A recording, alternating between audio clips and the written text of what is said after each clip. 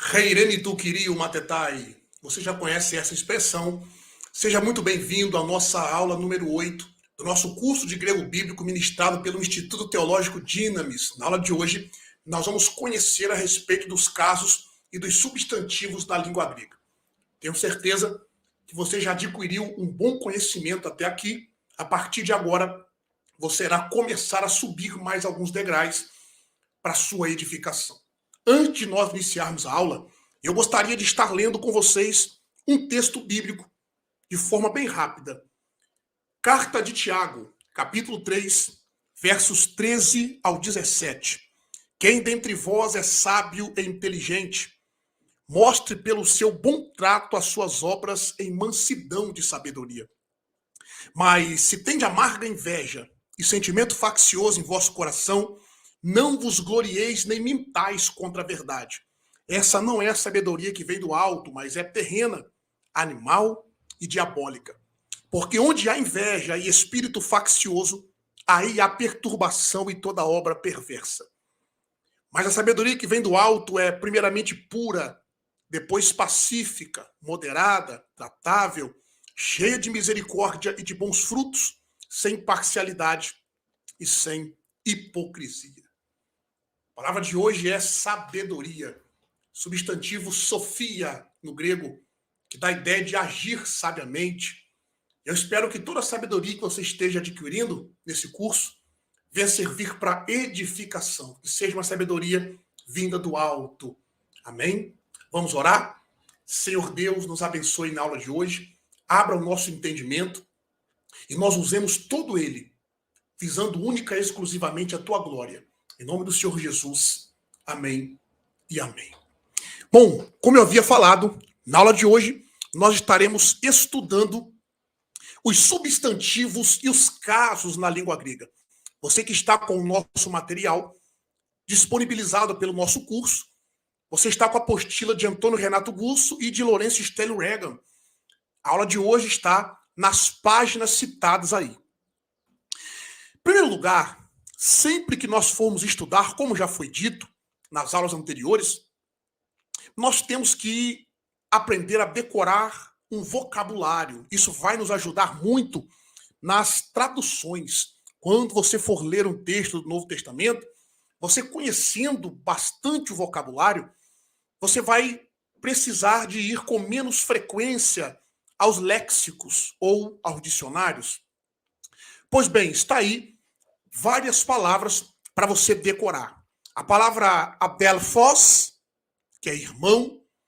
A palavra antropos, que é homem, ser humano, pessoa, derivado ali de onde veio o antropólogo. A palavra apóstolos, que é apóstolo, enviado, mensageiro. A palavra artos, que é pão. A palavra didáskalos, que é mestre, professor. A palavra doulos, que é servo. Você já aprendeu o ditongo ali do ômicron e y. A palavra eremos, que é deserto. A palavra theos, que é Deus. A palavra rimation, que é roupa, veste. A palavra kairos, que é tempo, oportunidade. A palavra cosmos, que é mundo, universo. A palavra kyrios, que é senhor, amo, dono. A palavra logos, que é palavra, significa palavra. A palavra nomos, que é lei. Aí nós temos ali os 3 artigos no singular. Rho, que é o artigo masculino singular. Re, artigo feminino singular. E to, artigo neutro, também no singular. Que é o, a, o ou a. Nós temos embaixo a palavra oftalmos, que é olho. A palavra paidion, que é criança. Existe uma outra palavra também que nós traduzimos como criança no Novo Testamento, que é a palavra teknon, mas você vai aprendê-la posteriormente. E por último, a palavra philos, que significa amigo. Esse é o vocabulário para você decorar. Não deixe de decorá-lo. Logo em seguida, eu gostaria de explicar-lhes o que é um substantivo. na página 47 da gramática de Antônio Renato Gusso, ele define da seguinte forma: substantivos são palavras com as quais designamos e nomeamos seres em geral. Assim são substantivos os nomes de pessoas, animais, vegetais, lugares e coisas, bem como os nomes de ações, estados, qualidades, tomados como seres, por exemplo, devoção, civismo, mocidade e etc. Já Lawrence Stella Reagan define da seguinte forma: substantivo é uma palavra que especifica algo que possui existência, designando pessoas, animais, lugares ou coisas. A existência pode ser animada, no caso homem, Deus, etc. Inanimada, pedra, pão, etc. Real, por exemplo, homem, casa. Imaginária, fantasma, lobisomem, por exemplo. Concreta ou abstrata. Concreta, no caso, pedra, casa, algo que você consegue tocar. E abstrata, que é pureza, bondade. Então está aí a definição de substantivo. Outro sim, o que é um caso na língua grega? Todo substantivo é usado dentro de uma oração com certa função gramatical. Para expressar essa função gramatical, isto é, para indicar a maneira em que esse substantivo se relaciona com as outras palavras da oração, os substantivos no grego modificam as suas terminações, ou seja, se flexionam. Essas terminações modificadas indicam, então, a função que o substantivo vai desempenhar numa oração. Nós chamamos isso de caso. Essa é a definição de Lawrence Stella Reagan e Johannes Bergman, na página 67. Agora que você já sabe o que é um substantivo e o que é um caso, nós vamos agora olhá-los de forma o significado de cada caso. Os casos e suas funções. Nominativo, ele representa o sujeito da frase ou o atributo do sujeito. Você já vai ver o que é isso daqui a pouquinho. Vocativo vai dar a ideia de invocação ou até mesmo exclamação. No acusativo é quando a palavra é o objeto direto da frase, ou seja, ela sofre ação do verbo. Obviamente, tem vários tipos de acusativo, como você vai ver posteriormente. O genitivo, ele especifica, define, descreve, indica a posse, origem, procedência, derivação, separação. E o que é bem usado no caso genitivo, na hora da tradução, é a nossa preposição em português, que é a preposição de. Grave bem isso daqui. Depois nós temos o quinto caso, que é o caso dativo. O dativo, ele é o objeto indireto. Se refere à posição ou lugar, indica o meio ou instrumento. Na tradução, nós podemos usar a, para, em, entre, em cima, de, com, em cima de, com e etc. Nós vamos ver agora algo que também é de suma importância. Existem dois sistemas de casos. Existe a escola dos 5 casos e a escola dos 8 casos. Quando vocês começarem a estudar a sintase no módulo 2, vocês vão perceber que há um grande debate entre a escola de 5 casos e de 8 casos, embora a maioria acredita na escola de 5 casos. Quem vê o caso mais como função vai adotar o sistema de 8 casos. Quem vê o caso mais como forma, porque o caso existem várias funções para os casos, então nós vemos ele mais como forma, vai adotar a escola de 5 casos. O sistema de 5 casos, nós já citamos nominativo, genitivo, dativo, acusativo, vocativo. Já o sistema de 8 casos, qual é a diferença, professor? O nominativo é o mesmo nominativo no sistema de 5 e de 8 casos. Já o genitivo, no sistema de 8 casos, há uma diferença de genitivo e ablativo. Geralmente, quando indica origem, separação, ele vai estar no ablativo, no sistema de 8 casos.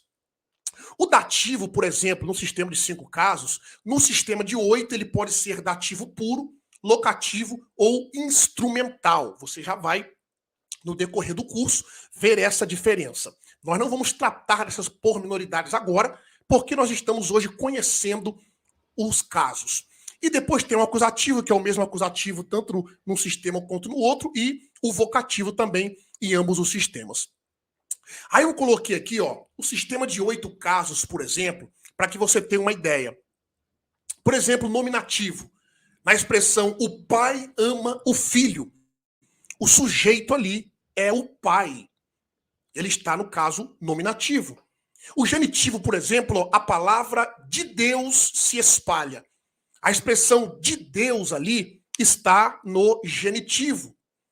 No ablativo, quem nos separará do amor de Cristo? Ali está também no ablativo. Mas se você observar posteriormente, a terminação, a forma do genitivo e do ablativo é a mesma, tanto no singular quanto no plural. Aí nós temos o locativo, o instrumental e o dativo. Como que é o locativo? Por exemplo, os outros discípulos vieram no barco da ideia do lugar que eles vieram. Eles estavam no barco. Instrumental, ó, expulsou os espíritos com uma palavra. A palavra foi o instrumento que ele usou para expulsar os espíritos. Então, por isso é o caso, o instrumental. O dativo, que nós chamamos de dativo puro, para que sirvamos ao Deus vivo. Ao Deus ali é o objeto indireto, ok? E o acusativo, estou falando a verdade. Estou falando o quê? A verdade. É o acusativo. Ele vai sofrer a ação do verbo. O vocativo dá a ideia de exclamação. Ânimo, filha, a sua fé a curou. Então está aí o sistema de 8 casos. Nesse estudo, nós iremos adotar aqui o sistema de 5 casos que nós achamos ser mais correto, digamos assim, olhar o caso mais como forma e não apenas como função, como você vai ver posteriormente na aula de sintase. Por exemplo, o nominativo, além de mostrar quem é o sujeito, também é utilizado para destacar um atributo do sujeito. Por exemplo, na frase Rutos estin rebasileia tuteu. Assim é o reino de Deus. Como a palavra de vermelho ali, ó, rebasileia, está no caso nominativo, nós podemos traduzir assim, ó, o reino de Deus é assim. O reino de Deus é assim, porque ele é o sujeito, ok? Ora, na frase de baixo ali, ó, roteos agape estin, ali o agape, que é o substantivo amor, ele estava sendo usado como atributo do sujeito. Ele também está no caso nominativo. Ali, no caso, ele é de primeira declinação, como você vai ver posteriormente as declinações. Então, nós temos a rebasileia como no nominativo, que é o sujeito, e agape, que é o atributo do sujeito. Outro caso é o genitivo. Por exemplo, genitivo é o caso que mostra se o substantivo está especificando, definindo, descrevendo algo ou indicando posse. Por exemplo, na frase que nós já vimos, rebasileia tuteu. Rebasileia, o reino, tuteu, de Deus. Observe que tuteu, tanto o artigo definido quanto o substantivo teu, está no caso genitivo. Algumas gramáticas mencionam também o caso ablativo, como nós já falamos, quando o substantivo expressa as seguintes ideias: origem, procedência, derivação, como nós já vimos, ou separação. Quem diz isso é o gramático Antônio Renato Gusso. Outro caso também conhecido que nós vamos conhecer é o dativo. É o caso grego que indica a palavra que está funcionando como objeto indireto da frase. Por exemplo, nessa expressão, rege carapoforei, proton corton eita stacum, eipaplere citon entoistacui. Observe a última palavra, as 3 últimas palavras de vermelho ali, ó, entoistacui. Uma tradução dessa frase é: a terra por si mesma frutifica. Primeiro a erva, depois a espiga e por fim o grão cheio na espiga. Entoistacui é em a espiga. Na tradução fica na espiga, porque ele é o objeto indireto. Ok? Rege carpoforei proton corton eita stacun eita plereciton entoistacui. A terra por si mesma frutifica, primeiro a erva, depois a espiga, e por fim o grão cheio na espiga, entoistacui. Na espiga. É o caso dativo, só para você ter uma ideia como que funciona. E também o caso acusativo, que é o objeto direto da frase. Esteja onde estiver, na frase grega, ao ser traduzido para o português, ele deve vir antes do verbo, quando ele está sofrendo ali a ação do verbo. Por exemplo, na frase Hos ean anthropos bale tu sporon epitesges. A frase de vermelho ali, ó, tom sporon, como se o homem lançasse a semente sobre a terra. A semente, tom sporon. A pergunta é, lançasse o quê? Lançasse a semente. Então a semente está sendo lançada. Então nós temos aqui, nessa frase, ó, temos aqui um exemplo claro dessa sequência. Sujeito, verbo e objeto direto. Quem é o sujeito? Anthropos. O verbo bale. E o objeto direto, tom sporon, que é a palavra no acusativo que estamos estudando. Tom, o artigo no acusativo, e sporon, substantivo no acusativo. Ok? E por último, o caso vocativo. O vocativo, ele é o caso utilizado para expressar a invocação ou exclamação. Por exemplo, nesta frase aqui, ó, em João capítulo 21, verso 15, quando Jesus pergunta quando Pedro responde para Jesus a sua pergunta se ele o amasse, o texto diz: Lege euton nai curie suoidas hot philose. A expressão, disse a ele, sim, Senhor, tu sabes que te amo. A expressão kyrie está no caso vocativo. Um exemplo de vocativo pode ser encontrado na primeira palavra da oração do Pai Nosso também. Olhe lá, por exemplo, em Mateus capítulo 6, verso 9, a parte B, Patre remon roentois oranois hagiaste totonomassu. A expressão pater ali está no caso vocativo, é uma exclamação, uma invocação. Né? Pater remon roentois oranois hagiaste totonomassu é a expressão. Bom, aí está então, nós conhecemos hoje os substantivos e os casos na língua grega. Eu espero que esta aula de hoje tenha servido aí para edificação, ok? Dê uma olhada na aula, faça aí uma recapitulação dessa aula, eu tenho certeza que vai ser bênção. Até a próxima aula. Deus abençoe.